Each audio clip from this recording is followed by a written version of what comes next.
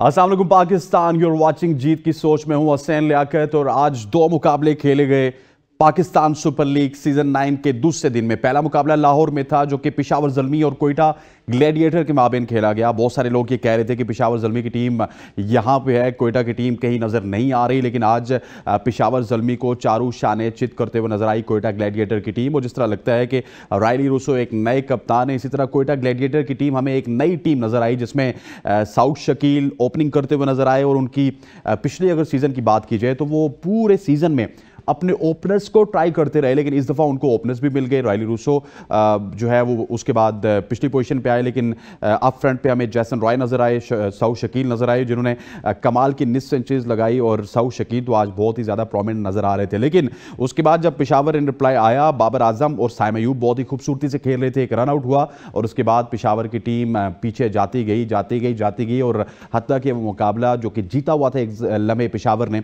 वो मुकाबला पेशावर की टीम हार गई। और एक ज़बरदस्त आज हमने इन्वायरमेंट देखा। दूसरे मुकाबले की बात की जाए तो हालात बदल गए, जज्बात बदल गए, वक्त बदल गया, लेकिन नहीं बदली तो कराची किंग्स की किस्मत जो कि जीत का नाम बिल्कुल नहीं ले रही। पिछली दफ़ा भी 8 मैच हारे थे, आखिरी मैच लाहौर कलंदर से उन्होंने जीता था, वो भी मोहम्मद इखलाक की 50 की वजह से जीते थे। शाहीन शाह अफरीदी को आपको याद होगा, उन्होंने शानदार 4 छक्के लगाए थे और वो आखिरी मैच जीतने में कामयाब हुई थी कराची किंग्स। और इस सीज़न का आगाज़ जिस तरह कोयटा ने शानदार किया, पूरा पाकिस्तान ही समझ रहा था कि कराची किंग्स भी शानदार आगाज़ करेगा, लेकिन कराची किंग्स शानदार आगाज़ करने में नाकाम रही और एक दफ़ा फिर आज का मैच मुल्तान सुल्तान जीतने में कामयाब हुई है। इस तमाम तर दोनों मैचेस पे बात होगी, लेकिन पहले जो इंपॉर्टेंट मैच है उसके ऊपर बात होगी अपने पैनलिस्ट से। आज हमें स्टूडियो में ज्वाइन किए हुए हैं सीनियर स्पोर्ट्स जर्नलिस्ट जनाब अरसलान खोखर साहब। Sir, thank you very much for joining us. और हसन रजा साहब की सीट आपने संभाली हुई है और हसन भाई हमारे साथ मौजूद होंगे वीडियो लिंक में। आज उनकी कोई एक निजी मसरूफियात थी तो हमने उनको छुट्टी दी है, इतवार भी था, पहला दिन था, उन्होंने रिक्वेस्ट की तो रिक्वेस्ट उनकी एक्सेप्ट हो गई। सर, मुझे ये बताइएगा, पहले अगर पहला मुकाबला देखने से पहले अगर मैं प्रोड्यूसर साहब से कहूँ कि अगर मैच समरी चला दें तो उसके बाद अरसलान साहब से हम खुल के बात कर सकते हैं। पहला मुकाबला बड़ा ज़बरदस्त मुकाबला था कोयटा और पेशावर के माबेन और हाई स्कोरिंग मुकाबला, 206 रन बनाए थे कोयटा ग्लैडिएटर्स ने। ये मैच समरी आपके सामने आ गई। रॉय की जानिब से 75 रन की इनिंग्स खेली गई 48 गेंदों पर। Saud Shakeel was very impressive with 74 in 47 deliveries, Rutherford 20 in 13 deliveries and Rilee Rossouw 14 in 7 deliveries. When we talk about bowling, Salman Irshad was peak of the bowler from Peshawar Zalmi, 3 for 38 in 4 overs. Zishan was very good, 140 hit कर रहे थे, 1 for 38 in 4 overs, and Wood was 1 for 39 in 4 overs. When we talk about Peshawar Zalmi, 190 for 6, अच्छा chess किया, 16 run से मुकाबला अपने नाम नहीं कर सके, लेकिन Babar Azam was once again amongst runs, 68 in 42 deliveries, Saim Ayoub 42 in 26 deliveries. And when you talk about the bowling of Koita Gladiators, Mr. Spinner Abrar Ahmed is top, 2 for 29 in Amir, 1 for 29। और इसके अलावा भी अकील हुसैन को भी wicket मिली है, Wasim junior को भी wicket मिली। Sir, मैं थोड़ा सा सवाल ट्रिकी करूंगा आपसे। मुकाबला था मोहम्मद आमिर और बाबर आजम का और मोहम्मद आमिर जीत गए। देखें, आमिर बहुत अच्छे, बहुत सीनियर, बड़ा अच्छा बॉलर है और लीग्स का तो बहुत ही अच्छा बॉलर है। इंटरनेशनल उन्होंने छोड़ दी, अभी उनको और टाइम था इंटरनेशनल में 12। लेकिन आज आपकी कम से कम एक थोड़ी सी शिकायत तो दूर की यार, बाबर ने 162 के स्ट्राइक रेट से खेला, इतना तो माने कि बाबर आज बहुत अच्छा खेला है। और फिर स्कोर अच्छा था कोयटा ग्लैडिएटर का। हाँ, खैर मुबारक। कोयटा ग्लैडिएटर का स्कोर अच्छा था, लेकिन मुझे एक शिकायत है कोयटा ग्लैडिएटर से और उनकी इंतजामिया से। सरफराज अहमद की रिमूवल जब हो रही है तो आप नोटिस करें कि 8 के 8 सीजन कोयटा ग्लैडिएटर जिस तरह के स्क्वाड पिक के साथ स्टिक रही, क्यों सरफराज को ये स्क्वाड नहीं देते रहे? फिर लोग कहते हैं जी सरफराज भी पिक का हिस्सा थे। नहीं यार, ये बिजनेस है, ये बिजनेस मॉडल है।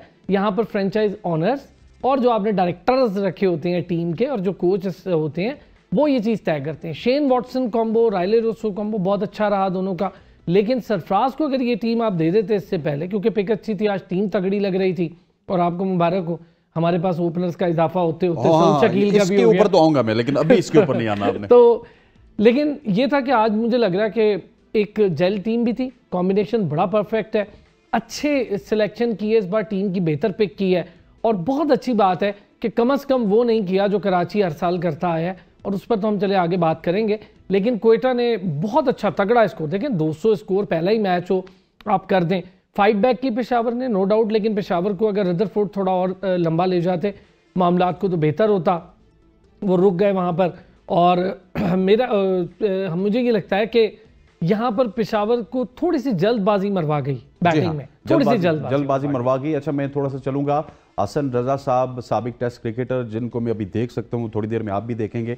आज क्रिकेटर कम और सेनेटर ज्यादा लगते हैं। हसन भाई, सबसे पहले तो आपको वेलकम करते हैं, और दूसरा ये बताइएगा कि कल यहाँ पे अली ताबिश भी ये कह रहे थे और सब जो क्रिकेट के पंडित थे वो यही कह रहे थे कि पेशावर ज़ल्मी बहुत ही आसानी से ये मुकाबला जीतेगी, लेकिन आसानी उनको हुई नहीं। ना बॉलिंग डिपार्टमेंट उनका उस तरह से काम किया, फिर बैटिंग में जिस तरह अरसलान कह रहे हैं बहुत ज़्यादा जल्दी में नजर आए, और कोयटा फाइनली कैप्टन के रिमूवल के बाद, सरफराज अहमद के रिमूवल के बाद पहला ही मैच जीत गई। और डेफिनेटली जब आप पहला मैच किसी इवेंट का जीतते हैं तो कॉन्फिडेंस बड़ा हाई हो जाता है। कॉन्फिडेंस हाई होता है। जिस तरह से हसन आपने बात की, अगर कल का मैच आप देखें इस्लामाबाद का, हम कह रहे थे कि पहला मैच है, जो भी कैप्टन होते हैं पहले दूसरे मैचेस में टॉस जीत के उस सिचुएशन का जो है वो जायजा लेते हैं कि सिचुएशन किस तरह की है, पिच किस तरह की है, ग्राउंड की कंडीशंस किस तरह की सूटेबल हो रही हैं।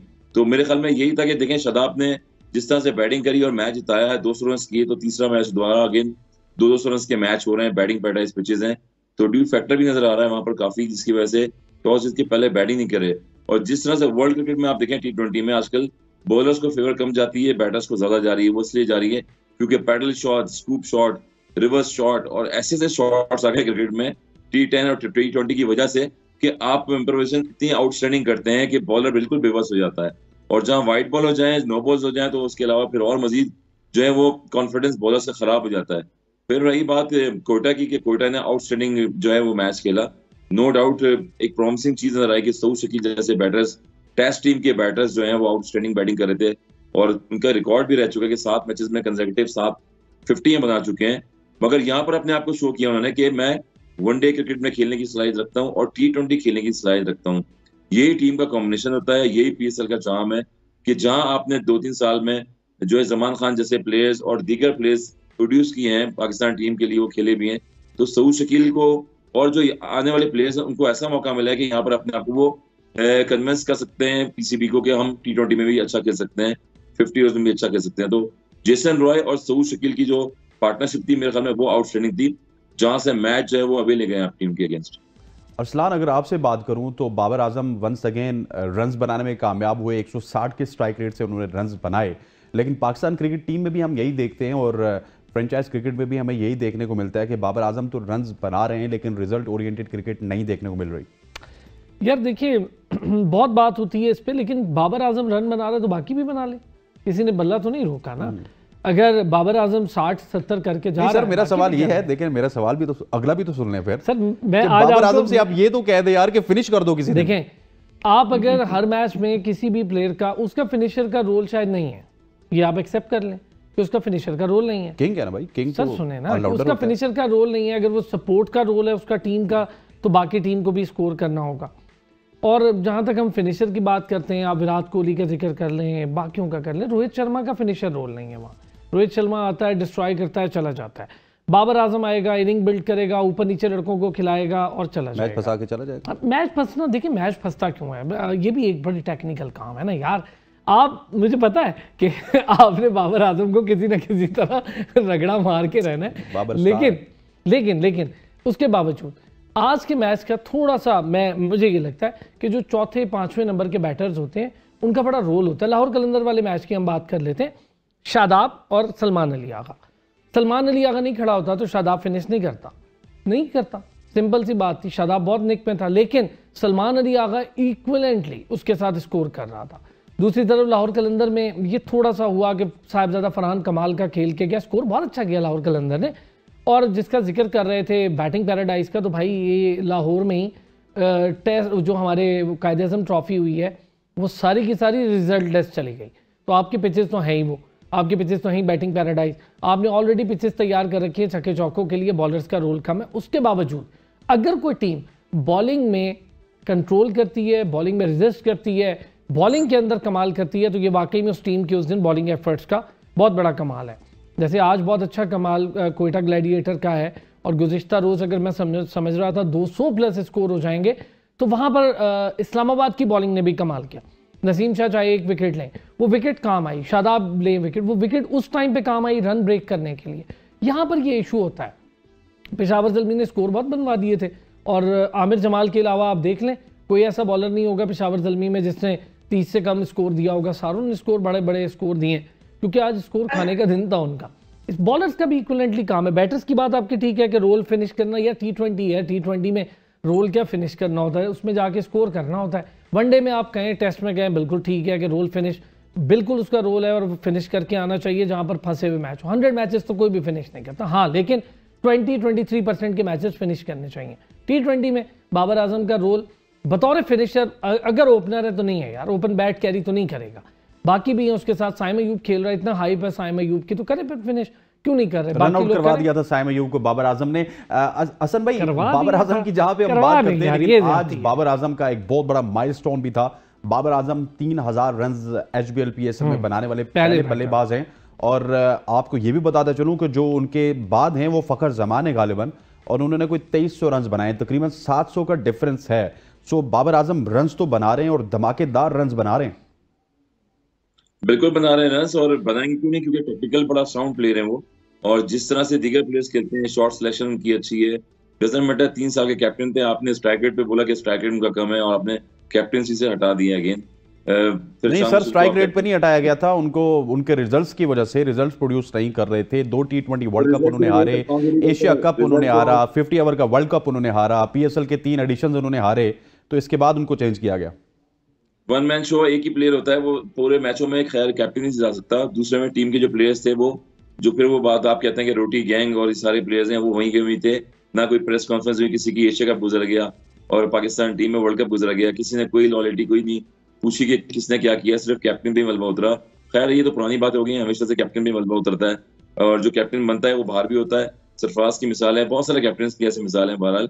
मगर ओवरऑल देखें तो माइलस्टोन अपना बड़ा अच्छा अचीवमेंट है इनकी बाबर की रही है, नो डाउट। 68 रन की इनिंग खेली अगेन। यही मैं कहूंगा कि देखें, आसिफ अली, खुशदिल शाह, हैदर अली, जितने भी प्लेयर्स हैं, कम से कम एडॉप्ट तो करें वो चीजें कि प्लेयर जो खेल रहा होता है हमारा वर्ल्ड क्लास प्लेयर या दूसरा प्लेयर, वो किस तरह से खेल रहा है अपने फॉर्मेट में। तो यही चीज है कि PSL हो रही है और वर्ल्ड क्लास प्लेयर यहाँ पर आके खेल रहे हैं, दुनिया की मानी जानी लीग है, तो वहां पर आपको मनवाना पड़ता है। इंडिविजुअल आप खेलेंगे, हैदर अली से परफॉर्मेंस नहीं हो रही थी PSL में, दोबारा वो वापस कमबैक करके आए। फिर अहमद शहजाद जैसे प्लेयर्स हैं, देखें डिफरेंट लीग खेल रहे हैं, उनको फ्रेंचाइज ने नहीं लिया। तो कुछ खामियां ऐसी होती हैं कि उनको आपको कवर करना पड़ता है, आपको फ्रेंचाइज के लिए खेलना पड़ता है, फिर उसके बाद आप पाकिस्तान भी खेल सकते हैं। तो मेरे ख्याल में बाबर आजम जो एक कंसिस्टेंसी दिखा के रखे हुए मुसलसल, और कोशिश यही कर रहे हैं कि दोबारा मैं एज ए कैप्टन जो है वो लीडरशिप अपनाऊं पाकिस्तान के लिए। तो आउटस्टैंडिंग इनिंग रही उनकी। और फखर जमान अगेन वही है कि अभी जिस तरह आपने बताया कि 700 रन पीछे हैं, मेरे ख्याल में मजीद उनको इंप्रूवमेंट करनी पड़ेगी। शुरू में स्टार्ट PSL जब हुआ था अबू धाबी, शारजा से, वहां स्टार्ट अच्छा लिया था, मगर फखर जमान दोबारा फ्लो में आएंगे तो रन बनेंगे उनसे, तो लाहौर कलंदर जीतेगी। फिर वो मेन की फैक्टर है लाहौर कलंदर के बैटर्स के टीम के। अच्छा अरसलान, ये PSL जो है that is a preparation of World Cup as well, ठीक है? या फिर आप देख लें कि हमारा मयार ही सिलेक्शन का PSL है, सही है, ठीक है, पैसा इन्वॉल्व हो गया, आपने स्टार्ट में कहा कि पैसा इन्वॉल्व है, लेकिन ये जो आप देख रहे हैं डिफरेंट चेंजेस, साउथ शकील जो कि टीम में 5वें नंबर पे आते हैं, आज वो 3रे नंबर पे खेल रहे थे। शादाब खान जो कि टीम में 8वें नंबर पे आते हैं, वो 1 डाउन पोजीशन पे खेल रहे हैं और खतरा बनते जा रहे हैं ना। 74 रन उन्होंने बना लिए अब 40-45 यार। वैसे मैं समझता हूँ खतरा नहीं, अच्छी चीज है जो लड़के अपने आप को। देखिए, मेरी यासिर अरफात साहब से मुलाकात हुई कराची में, वो ये कह रहे थे कि हमारे पास 4, 5 और 6 नंबर पे बैट्समैन ही कोई नहीं है, सारे ओपनर मिलते हैं। मैं इसी पर आ रहा था कि खतरा नहीं, ये अच्छी चीज है कि बैट्समैन अपने आप को इंप्रूव भी कर रहे हैं और हर प्लेस पर या हर जगह पर खेलने की अहलियत दिखा रहे हैं। अगर बैट्समैन 5वें नंबर का ओपन जाके खेल सकता है तो 5वें पे भी खेले, नहीं खेलेगा तो कोई जवाब नहीं है कि जी मैंने ओपन खेलना। नहीं, आप 5वें के प्लेयर ओपन खेल रहे हैं तो आपको 5वें पर जब टीम को जरूरत पड़ेगी, लीग्स की क्रिकेट अलग है, लीग में कई प्लेयर ऐसे हैं जो ओपन करते हैं। विराट कोहली ओपन करता है लीग में, तो क्या विराट कोहली ओपनर रहा उसकी तरफ से? नहीं ना, लीग में करते हैं प्लेयर्स ओपन करते हैं। South Shakeel played very well, वो एक्सीलेंट, मैं ये नहीं कह रहा। साउथ शकील की तो खैर आप देखें ना, उसकी टेक्निक इतनी साउंड है, वो तो हसन भाई से आप पूछें तो आपको बताएंगे, बहुत टेक्निक का साउंड प्लेयर है। अच्छी चीज है उन्होंने डोमेस्टिक के लिए उन्होंने प्रॉपर रन्स किए, और मुझे याद है कि एक डिपार्टमेंट की टीम बनी थी ग्रेड 2 की, उसमें हमारे साथ ही खेले, वहां से परफॉर्म करके आए। और अच्छा हसन भाई, अगर मैं आपसे ये बात, मैं अगर आपकी इजाजत हो, 4-5 साल जो लड़का खेल कर आता है ना डोमेस्टिक, वो होता है सुलझा हुआ प्लेयर। दर्जी जब तक जिएगा तब तक सिएगा, आप तजिया निगार बन नहीं सकते, एंकर ही बन गए यहाँ पे। देखे ना यार, देखे ना फिर अब उधर भी है। और दूसरा वहां पर आप इजाजत ना ले सर, सवाल करें। मैं सिर्फ आपसे, आप दो हजरात से पूछ रहा हूँ कि जिस तरह इंडिया में आप देखें, उसमें वो लड़का आया, उसने स्कोर किया, 5 साल वो खेला है लड़का डोमेस्टिक। यहाँ भी सऊद शकील बहुत लंबा अरसा, 6 साल आई थिंक सो, 6 या 7 साल सऊद शकील खेला है डोमेस्टिक। तो आप उसका निखरा हुआ देख लें। जो बच्चे अभी अभी आ रहे हैं, मैं शक में नहीं था कि यार अंडर 19 के प्लेयर्स को आप फौरन ही PSL में डाल देते। आप उन्हें यार high performance centre national cricket academy लेकर जाएं, उन्हें फिर आप PSL में डालते हैं, फिर कहते हैं जी लड़के को लीग खेलने की आदत पड़ गई। तो आदत तो आपने शुरू में ही डाल दी। तो ये मामला है हमारे यहाँ, बहुत जल्दी बैट को आपने। अब आप देखें, मेरी बात सुने, देखें आप ये कि 80 ओवर्स के, मैंने अपने करियर में कभी नहीं देखा जिंदगी में डोमेस्टिक में कि 4 क्रिकेट ओवर लिमिट हो जाएगी। 80 ओवर्स की इनिंग होगी आपकी फर्स्ट क्लास में, जो रह गई फर्स्ट क्लास थी आपकी, उसमें भी आप 80 ओवर्स की इनिंग रह गई है, उसके बाद आप नहीं खेल सकते एक भी ओवर। तो मेरे ख्याल में किस पर टीम जा रही है। और रणजी ट्रॉफी, निसार ट्रॉफी, आपको याद होगा हम जब इंडिया में खेलते या पाकिस्तान में खेलते थे तो इंडिया की जो फाइनल लास्ट टीम है वो पाकिस्तान आगे खेलती थी। फिर यहाँ हम जाते थे, वहां पर जो है वो रणजी ट्रॉफी की टीम फाइनलाइज होती थी, वहां जाके खेलते थे इंडिया में, 4 क्रिकेट होती थी। तो T20 फॉर्मेट में यही है कि ऐसे रिजल्ट नजर आ रहे हैं। पाकिस्तान में न्यूजीलैंड किया था और ऑस्ट्रेलिया में खेल के आया, वो दुनिया ने देखा हर जगह पे कि हम क्रिकेट को कितना इंप्रूव कर रहे हैं और कितने प्लेयर्स टैलेंटेड हमारे पास 50 ओवर के आ रहे हैं और टेस्ट क्रिकेट के आ रहे हैं। वो लिमिटेशन हमें पता लग गई थी वहां पर। बहुत यार ये बड़ा इंपॉर्टेंट पॉइंट उठाया है कि देखें आप जब डोमेस्टिक क्रिकेट की टीम्स वहां पर फाइनल खेलने वाली, यहाँ पर फाइनल खेलने वाली टीम्स आपस में खेलती, विनोद कामली जैसे प्लेयर्स भी आके खेले, इधर से वसीम अकरम ये सारे खेलते होते थे और हसन भाई उसी टीम का हिस्सा थे जो ज्यादातर फाइनल में पहुंचती थी। तो ये बात दुरुस्त है कि आप देखें फिर क्वालिटी प्लेयर्स भी निकलते थे, क्वालिटी की जंग होती थी। डोमेस्टिक खेलते नहीं, ना शाहीन खेलता, ना बाबर खेलता, ना रिजवान खेलता है, और ये सारे लड़के शादाब तो बिल्कुल टाइम ही नहीं होता सर गलत है ना, गलत। PSL खेलनी है, 2 लीग्स खेलनी है। हसनैन ये बोर्ड का काम है, बोर्ड चाहे ना, अगर बोर्ड पावरफुल नहीं है तो जान छोड़े ना यार। फिर क्या है, ज़का अशरफ साहब बातें इतनी करते रहे, किसी को कुछ इंप्लीमेंट नहीं करवा सके। उससे पहले नजम सेठी साहब आए, रमीज राजा साहब लंबी बातें करते रहे। अगर इंडिया में क्या है यार, बोर्ड पावरफुल है, बोर्ड कहता है जी डोमेस्टिक खेलो। बांग्लादेश में बोर्ड पावरफुल नहीं है, तो वहां पर वो उखाड़ता है। हसन भाई और असलान, आप दोनों से डिस्कशन जारी रहेगी, लेकिन खवातीन हज़रात यहाँ पर वक्त हुआ चाहत एक शॉर्ट सी कमर्शियल ब्रेक का ब्रेक लेंगे और ब्रेक से वापस आएंगे तो फिर अगले मैच के हवाले से भी डिस्कस करेंगे, जहां पे कराची जीतने का नाम नहीं ले रहा और मुल्तान सुल्तान एक दफा फिर जीत चुका है। Stay tuned.